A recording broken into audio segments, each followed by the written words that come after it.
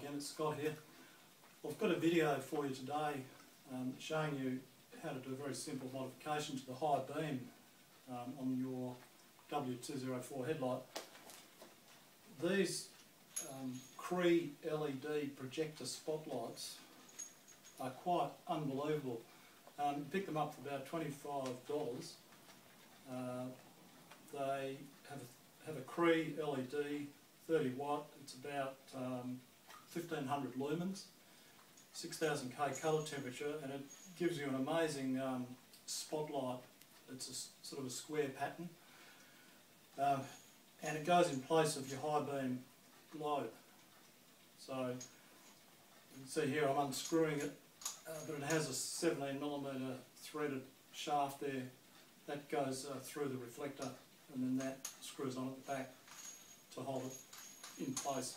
So I'm going to put this on the left hand headlight of my W204 and see how it goes. I'm not particularly happy with the high beam reflectors on it anyway. They're tiny, they might as well not even be there. So I gave this a blast last night, just connected it to the battery, and I was amazed at the power that comes out.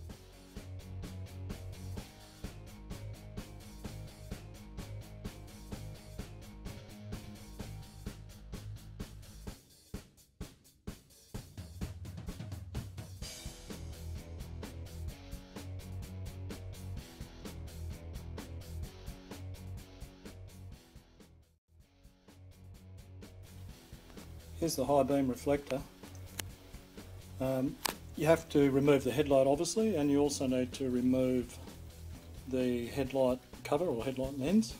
So if you watch the two videos, one on how to remove and reinstall the headlights, and then there's another video on how to install these angel eye rings, and I show you how to get the plastic lens cover off. So what we're going to do with this CREE projector spotlight is it's going to sit in there and replace the H7 bulb that you can see there at the moment. That's actually an HID bulb because I'd already done a conversion, but the reflector's so tiny that you're losing the advantage of having an HID bulb anyway. First step is I'm going to take the bulb out. These are my HID cables, and there is a video on that if you want to see how to convert to HID. There's the bulb, and there's the two connectors.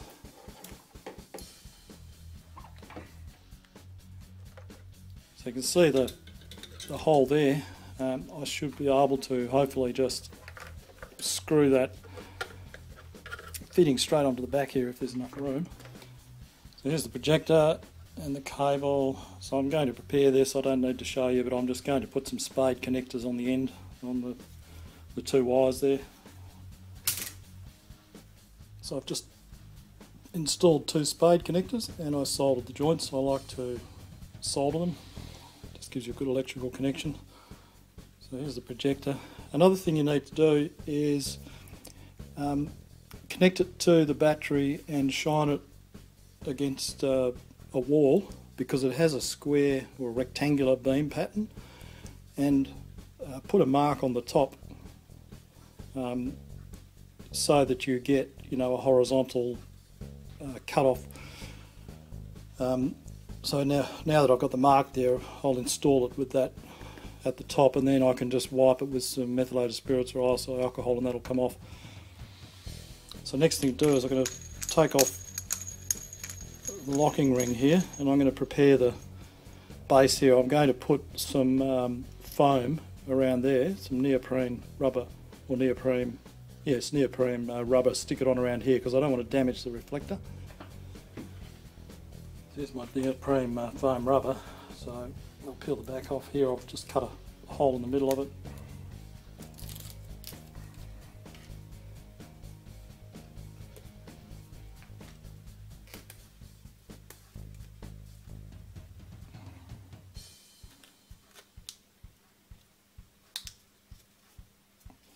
I'll stick that on the back there, and now I'll go around the edge with the scissors.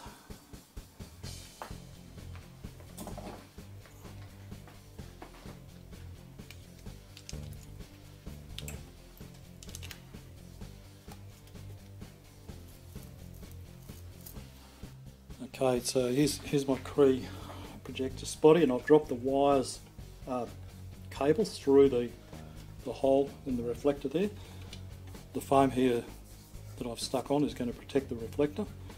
I've got my mark there on the top to get it in the right orientation, so I can put that through the hole.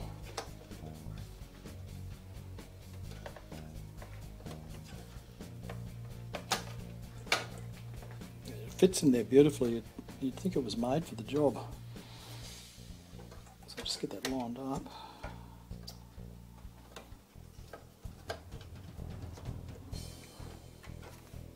Okay, so that mark there is at about the top.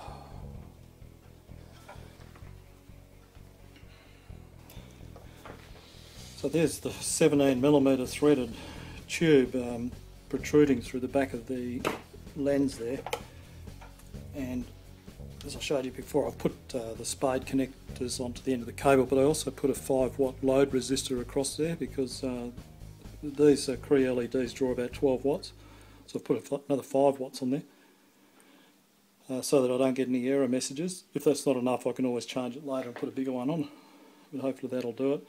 Now the other thing I discovered is that this screw-on heatsink fitting for the back here to hold it on is too large.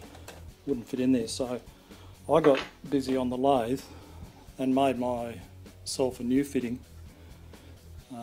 Cut a M17 with a 1mm pitch inside there, and this should fit over there and hold it in place. So you may have to find a mate with a lathe to make your new fitting if it doesn't work. It depends on which variant headlight you've got. So now we'll see if we can screw this into place.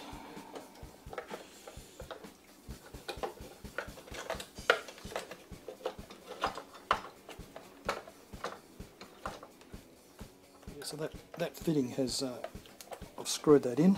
It's fitted quite well, and I've pushed against the projector.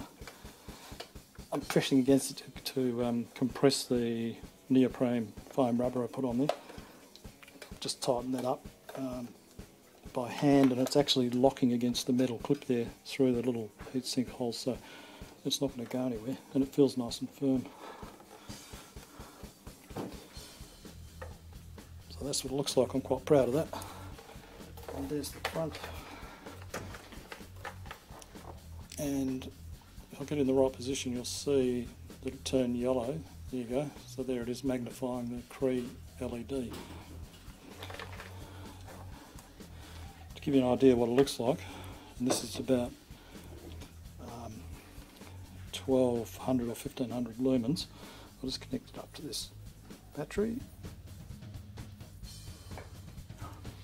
Okay, it doesn't like the load resistor for some reason, so I'll have to work on that later. So I'll just connect this up and show you. So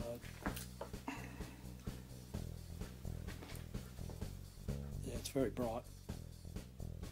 Yeah, just to show you the features of this LED, when it's all connected up and I flick the high beam on, it'll go like that. So that's at the full power output of 1200, 1500 lumens.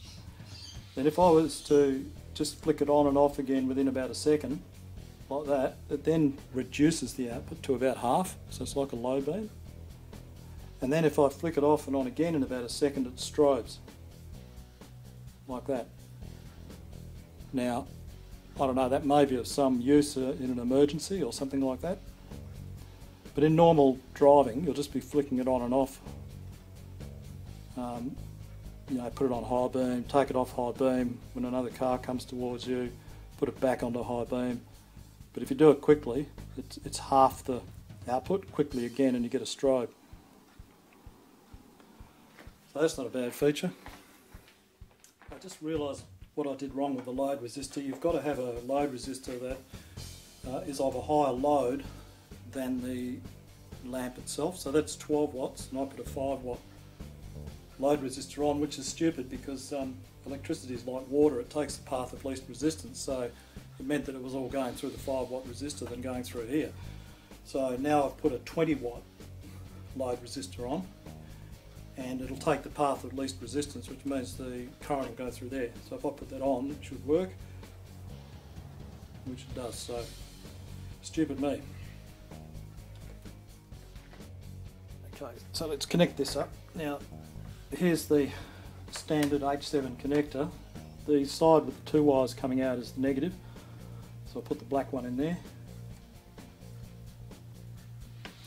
and the other side of course is the positive, so I can put that in there. Now I'm going to tuck that into here, and with the load resistor I'm just going to cable tie that to the back of the heatsink. So that's how I've set it up. Just put a cable tied through there, so that's held that securely. All the wiring looks good. There's no danger of anything shorting or touching anything. So that's what it looks like. I'll just give the projector a bit of a clean with some micro cloth.